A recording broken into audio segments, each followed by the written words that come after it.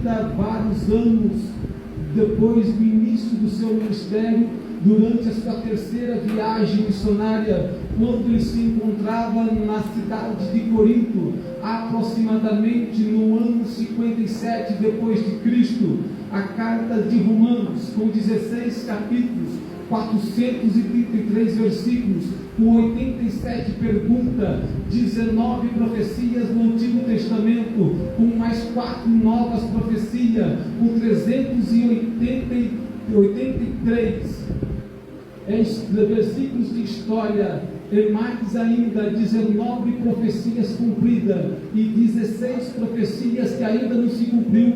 O grande tema da Epístola de Romanos é a revelação da ira de Deus contra o pecado e a justificação pela fé como base da justificação. Quando Paulo ele vai escrever a carta de Romanos, ela é conhecida como o maior tratado teológico do Novo Testamento. No capítulo número 1, Paulo vai falar sobre o pecado dos gentios. No capítulo número 2, Paulo vai falar sobre o pecado dos judeus. No capítulo número 3, Paulo vai falar sobre a universalidade do pecado, porque toda a raça humana pecou e está debaixo do pecado. Ele diz que todos pecaram e destituídos estão da glória de Deus. O capítulo número 4, ele faz um elo, ele faz uma harmonia do Evangelho com o Antigo Testamento. O capítulo número 5, ele fala da justificação pela fé. No capítulo número 6, ele vai falar sobre o domínio da graça sobre o pecado. Ele diz que o pecado já não tem mais domínio sobre nós, porque nós não estamos mais debaixo da lei, mas estamos debaixo da graça. No capítulo número 7, Paulo vai falar sobre a lei do pecado. No capítulo número 8, ele vai falar sobre a lei do Espírito. No capítulo número 9, ele vai falar sobre a incredulidade de Israel. No capítulo número 10, ele vai falar sobre a negligência de Israel. No capítulo número 11, ele vai falar sobre o futuro de Israel. Mas no capítulo de número 12, ele fala sobre a conduta cristã. E no capítulo número 13, do versículo 1 ao 7, ele vai falar sobre a submissão às autoridades. No versículo 8 ao versículo número 10, ele vai falar sobre o amor ao próximo. Mas no versículo número 11, que lemos, até o versículo de número 14, ele vai falar sobre a vigilância e sobre a pureza. Ele vai falar sobre a vigilância espiritual, ele vai falar sobre a pureza moral. Paulo, quando ele escreve a sua carta à igreja que está alojada em Roma, Paulo ele tem como alvo 2 tipos de povo. A igreja de Roma ele era constituída de um modo bíblico. Tinha judeus convertidos ao cristianismo, mas também tinha gentios convertidos ao cristianismo, e tinha uma briga lá dentro. Os judeus convertidos ao cristianismo, eles diziam que embora alguém aceitasse Jesus pela fé, eles ainda tinham que guardar a lei, obedecer todas as leis cerimoniais para poder ser salvo. Eles diziam que não era suficiente aceitar o sacrifício pela fé, mas tinha também que guardar a lei. Era conhecido como os legalistas. Mas tinha também outro grupo de pessoas, os gentios convertidos ao cristianismo, conhecidos como os antinoministas. Anti é contra, nomo é lei. Aqueles que eram contra a lei, que dizia que uma vez salvo, salvo para sempre. Dizia que a graça não colocava limite, dando então, aproveitando da liberdade cristã para dar ocasião às obras da carne. Então Paulo vai escrever a carta de Romanos, confrontando os legalistas, dizendo que a lei por si só não é suficiente para salvar alguém. A base da salvação está no amor de Cristo e no seu sacrifício revelado na cruz do Calvário, porque nós somos salvos pela graça, mediante a fé, e isso não vem de nós, nem é o dom de Deus, não vem das obras, para que ninguém possa gloriar nela. Então Paulo vai confrontar e dizer que a salvação é pela fé, e contrapartida, ele vai catar os antinoministas, dizendo que a graça não põe limite, e dizendo que a graça tem a sua exigência, que a lei não salva, mas os salvos praticam a lei. As obras não salvam, mas os salvos praticam boas obras. porque nós não anulamos a lei pela fé, mas a estabelecemos. Então Paulo ele vai enviar uma mensagem, porque Paulo ele tinha em mente a vinda eminente de Jesus. Paulo ele ainda acreditava no arrebatamento. Paulo acreditava que Jesus viria para levar os membros das suas igrejas locais aqui da terra para habitar com ele no céu. Paulo ele tinha a iminência da vinda de Jesus na mente, e é por isso que ele vai dizer: eu observo que é tempo de nós despertarmos do sono, porque a nossa salvação está agora mais próxima do que quando aceitamos pela fé. Olhamos para os dias de hoje, tudo ao nosso redor grita como uma mensagem audível de que a vinda de Jesus está próxima. Todos os acontecimentos ele coopera para o relógio escatológico da vinda de Jesus. E como que a igreja ela se posiciona no meio desses acontecimentos? Paulo ele envia alertando a igreja de Roma que era momento de despertarmos do sono. E se nós olharmos para o nosso tempo presente, nos dias odiernos, vamos observar que as igrejas, e não só a igreja, mas o mundo está envolvido numa sonolência, numa indolência, está envolvido num sono profundo, que não está percebendo que Jesus está permitindo os acontecimentos acontecer, como sinais que ele está dizendo que ele está voltando, e a igreja ela carrega a responsabilidade de levar o evangelho, de fazer missões, de evangelizar, de pregar, de anunciar que o tempo está próximo, que Jesus está voltando, e muitas vezes estamos preocupados com as coisas que estão acontecendo aqui, pedindo para Deus resolver os nossos problemas aqui, sendo que Deus está preocupado com o destino, com o futuro da nossa alma e das almas que também estão lá fora. Glória a Deus. É tempo de despertarmos do sono. Aí entra uma pergunta muito grande: qual é o sono que está nos envolvendo? Eu poderia citar aqui alguns tipos de sono que envolvem a nossa vida espiritual, mas o primeiro sono que está abraçando todos, principalmente alguns que ainda já estão cristãos, é o sono da ignorância. Ignorância não é uma ofensa, ela significa falta de conhecimento. O sono da ignorância, da falta de conhecimento, está envolvendo não só o mundo, mas também o povo de Deus. Mas nós estamos vivendo na era do conhecimento, na era da informação, na era da tecnologia, mas mesmo assim nós estamos com falta de conhecimento do quê? Deus ele diz no livro do profeta Oséias: o meu povo perece por falta de conhecimento. A falta de conhecimento pessoal de Israel estava levando os israelitas à destruição, mas não é porque o conhecimento não estava no alcance deles, é por eles rejeitarem a verdade de Deus revelada na boca dos profetas e dos seus ministros. E não é poucos os cristãos, as igrejas, e quanta gente que estão também com falta de conhecimento da palavra de Deus, estão sendo destruídos pelos costumes mundanos. O mundo está nos envolvendo, mas nós não estamos percebendo por falta de conhecimento. Quando Deus tirou o povo de Israel com sinais, prodígios e maravilhas, lideradas por Israel, com Moisés, depois transferida para o seu sucessor Josué, a Bíblia Sagrada diz que quando eles entram na terra de Canaã, a primeira do Josué morre, e a primeira geração também morre, junto com seus pais. E a Bíblia vai dizer que se levanta então uma nova geração, uma geração que não conhece a Deus, uma geração que não conhece ao Senhor. E o versículo que sucede está escrito: então os israelitas fizeram o que parecia mal aos olhos do Senhor e passaram a servir os Balaíns. O livro de Juízes é o livro que tem o manto da apostasia, é o livro onde Israel perde a sua fé. e entra em idolatria. O último versículo diz: não havendo rei em Israel, cada um fazia o que parecia no seu coração. E por falta do conhecimento da palavra, muitos de hoje fazem o que parece bom aos seus olhos. E a Bíblia vai dizer que há caminhos que ao homem parece direito, mas o fim dele é caminho de morte. Aos seus olhos, os seus caminhos podem ser limpos, diz Salomão, mas Deus pesa o espírito, Deus sonda o espírito. Às vezes o que nós fizemos sem estar de acordo com a palavra pode parecer bem aos seus olhos, mas Deus está sondando e dizendo que é para destruição.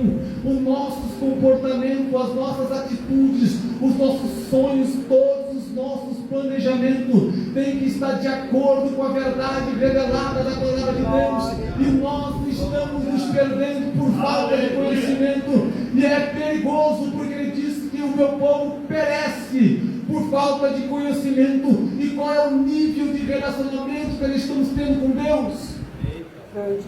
Às vezes nós não fazemos missões, porque como que nós vamos fazer missões se nós não relacionamos com o dono da missão? O primeiro sono que envolve, que está envolvendo, é o sono da ignorância, da falta de conhecimento. Quantos hoje não estão se perdendo até dentro de um culto, de uma igreja, por falta de conhecimento? E qual é o nível de conhecimento que nós temos? O segundo sono que envolve nós é o sono do incomodismo. E esse é o sono que mais prejudica a igreja, porque as pessoas pensam que só por ele cumprir uma rotina, somente dele obedecer algumas regras e vir ao culto alguns dias, está bem, está suficiente. E isso atrapalha, sabe por quê? Porque o reino de Deus precisa se expandir, e você faz parte desse reino. O reino precisa se desenvolver, se proliferar, e você faz parte desse reino. Mas o sono nos faz ficar acomodados, e o comodismo é uma das armadilhas mentais. Ela aprisiona as suas habilidades, ela sequestra o seu chamado, faz você se incomodar com migalhas, com aquilo que você tem, sendo que o chamado de Deus ainda é maior na sua vida. Quantos pararam de cantar, pararam de pregar, pararam de ensinar, achando que está bom? Mas o chamado de Deus, você que pertence ao reino, é um chamado grande, é um chamado para a continuidade do ministério de Jesus na terra. O sono do incômodo está deixando incomodados algumas pessoas. Alguns já não desejam mais fazer a obra, porque esse sono está envolvendo. E Deus está nos fazendo uma mensagem, porque Deus quer despertar a igreja adormecida. Deus quer trazer um despertamento nesse dia que estamos vivendo. Um dia, um tempo de apostasia, um tempo onde nós estamos abandonando a sã doutrina, um tempo onde nós estamos abandonando o chamado que Deus nos deu, porque nós estamos envolvidos. E quantos de nós não estamos acomodados, não queremos trabalhar mais para Jesus, não queremos fazer mais a obra? Quantas vezes nós ouvimos falar que a seara é grande, poucos são os trabalhadores, e nós estamos dentro da seara e não queremos trabalhar, não queremos fazer a obra, não queremos evangelizar, não queremos fazer missão, porque nós estamos envolvidos nesse sono do acomodismo. E é momento de despertar, porque a visão de Deus é a visão de crescimento. Sempre foi visão de crescimento. Quando Deus criou Adão, Ele disse para Adão: Adão, multiplicai e frutificai sobre a terra. Visão de crescimento. Quando Deus destruiu a terra com o dilúvio, e Ele guardou, preservou Noé e a sua família, Deus olhou para Noé e falou assim depois do dilúvio: multiplicai e frutificai sobre a terra. Visão de crescimento. Quando Deus chamou Abraão e falou: Abraão, sai da sua terra, da sua parentela, da casa do teu pai, Ele falou assim: eu farei de ti uma grande nação, seria como as areias do mar, seria como as estrelas do céu. visão de crescimento. Jesus, quando estava na terra, Jesus chamou 2, depois formou um grupo de 12, depois chamou um grupo de 70, depois formou um grupo de 500, e depois que ele morreu e ressuscitou, ele disse: agora vocês vão ser testemunha em Judeia, Samaria, Jerusalém, até os confins da terra. Visão de crescimento. Jesus te chamou para ter visão de crescimento. Não é para nós olhar para a igreja e dizer: ela tem que crescer, ela tem que se desenvolver. Deus te chamou aqui nessa obra para ter visão de crescimento. Visão de crescimento. E Deus me trouxe hoje à noite uma mensagem profética ao teu coração. O despertar de Deus visitará a tua alma. O despertar de Deus visitará o teu espírito. Deus tocará na tua mente. Deus tocará no teu cérebro. Deus te dará novas ideias, novos projetos. Deus vai te levantar com uma visão de crescimento, uma visão que vai levar missões, uma visão que vai buscar almas, uma visão que vai fazer o reino de Deus crescer. Deus vai trazer um despertamento espiritual para você que crê nessa palavra. Glória a Deus, Santo é Senhor, Eu já vou finalizar. Deus, é que às vezes nós nos percebemos, mas esse som nos envolve. E a mensagem é despertando a noiva adormecida. E ela é um perigo adormecer sabendo que o mestre está voltando. Jesus, quando subiu para Getsemane, ele levou os seus discípulos para orar. Ele disse para os seus discípulos: ficai aqui e vigiai comigo. Ele entrou para o jardim e orou. Aproximadamente 1 hora depois ele voltou e pegou os discípulos dormindo.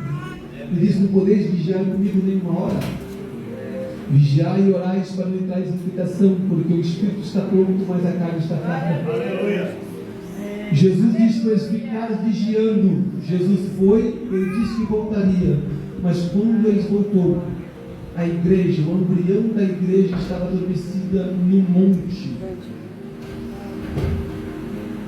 Jesus deixou-nos uma promessa, que ele iria, mas se ele fosse, ele voltaria para nos levar para estar com ele. E Jesus disse: quando o Filho do Homem voltar, porventura acharia fé na terra? Essa fé não é uma fé de alcançar milagres, é uma fé obediente, uma fé que leva você a viver uma vida que Cristo quer que você vive. E Paulo, ele disse que o tempo está próximo. A nossa salvação está mais próxima de quando nós aceitamos a fé. A mensagem bíblica é que temos que despertar-nos do sono, porque Jesus está voltando. A igreja ainda acredita no arrebatamento. Jesus vai voltar. Paulo, ele diz em Filipenses: perto está o Senhor. O Tiago diz: fortalecei o vosso coração, sede paciente, porque o tempo está próximo. Livro de Apocalipse, capítulo 1, verso 3. Bem-aventurado que lê, o que ouve, os que guarda a palavra dessa profecia, porque o tempo está próximo. Livro de Apocalipse, capítulo de número 22, verso 12, presto venho. Ele diz: eis que venho sem demora. Ele diz: eis que cedo venho. Apocalipse 3, versículo de número 11. Eis que venho sem demora. Guarda o que tem, para que ninguém tome a sua coroa. Ele está falando da urgência da sua vida, da sua vinda, da velocidade da sua vinda e da necessidade que a igreja tem. Quando Jesus estava com os discípulos, e os discípulos perguntou para Jesus no posto, aleluia, no posto de Jacó, dizendo: quem trouxe comida para você comer? Jesus diz: a minha comida é fazer a vontade do meu Pai. E Jesus olha para eles e diz assim: os campos estão brancos. É como Jesus fala assim: vocês estão olhando para o alvo errado. Olha, os campos já estão brancos. É momento da colheita. Jesus nos desperta. A igreja que espera o arrebatamento trabalhando. Temos que esperar o arrebatamento da vinda de Jesus. trabalhando para Jesus. Vou entregar a mensagem. Jesus te trouxe nesta noite para te despertar. Se você está no sono da ignorância, da falta de conhecimento, é momento de ler a Bíblia, é momento de nós orarmos, é momento de nós estudarmos, é momento de nós buscarmos ao Senhor. Se nós estamos no sono do comodismo, é momento de ter disposição para trabalhar, é momento de assumir responsabilidade diante de Deus, que Deus vai trazer um despertamento. A igreja do Senhor é uma igreja que ainda espera o arrebatamento. Paulo disse que o tempo está próximo, e no livro de Romanos a igreja é justificada por Jesus. No livro de 1 Coríntios a igreja é enriquecida por Jesus. No livro de 2 Coríntios a igreja é confortada por Jesus. No livro de Gálatas a igreja é liberta por Jesus. No livro de Efésios a igreja é vivificada por Jesus. No livro de Filipenses a igreja é feliz em Jesus. No livro de Colossenses a igreja é completa em Cristo. Mas no livro de 1 Tessalonicenses a igreja é aquela que espera a vinda de Jesus. É aquela que canta o que cantou hoje a Maranata. É aquela que espera a vinda de Jesus. Porque lá está escrito, aleluia, que o mesmo Senhor descerá do céu com alarido, com voz de arcanjo, com trombeta de Deus. E aqueles que morreram em Cristo ressuscitarão primeiro. E depois nós que estamos vivos seremos transformados para encontrar juntamente com eles nos ares, para estar para sempre com o Senhor. Jesus está voltando, e é momento de nós despertarmos do sono e esperar Jesus. O noivo está vindo. É momento de acender as nossas lamparinas, porque Jesus vai voltar. Que Deus possa abençoar a vida de todos em nome de Jesus.